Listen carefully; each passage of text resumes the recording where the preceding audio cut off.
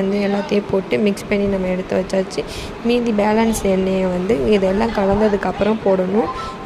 என்னென்ன போட்டிருந்தேன்னா வெங்காயம், அப்புறம் வெந்தயம், மிளகு வந்து சளி பிடிக்காமல் இருக்கிறதுக்காக போட்டிருக்கேன். இப்போ நான் ஏன் இப்படி கிளிப்பு வந்து மாட்டி வச்சுருக்கேன்னா, நமக்கு பிடிக்கிறதுக்கு துணைக்கு வந்து ஆள் இல்லை. கேமராவையும் பிடிக்கணும், இதையும் பிடிக்கணும். கேமரா மீன்ஸ் என்னோடய செல்ஃபோன் அதை பிடிக்கணும். அதனால் நான் இப்படி கிளிப் போட்டு வச்சுருந்தேன்னா இது ரொம்ப ஈஸியாக இருக்குது. இந்த 3 நாள் ஊற வச்சுட்டேன். ஊற வச்சதுக்கப்புறம் அதை நல்லா பாருங்கள், நொறுக்கி பார்த்தாலே தெரியும் எந்த அளவு வந்து நல்லா வேக வச்சுருக்கேங்கிறத. 3 நாள் ஊற வச்சதுக்கப்புறம் இந்த மணி இருக்கும். இந்த மணி இருக்கிறத நல்லா ஒரு துணி, வெள்ளை துணி எடுத்துகிட்டு டிஃப்ரெண்ட் தெரியறதுக்காக வெள்ளை துணி எடுத்துருக்கேன். உங்கள்கிட்ட அந்த துணி இருந்தால் எடுத்துக்கோங்க, இல்லைன்னா எந்த துணி இருக்கோ அதை யூஸ் பண்ணிக்கோங்க.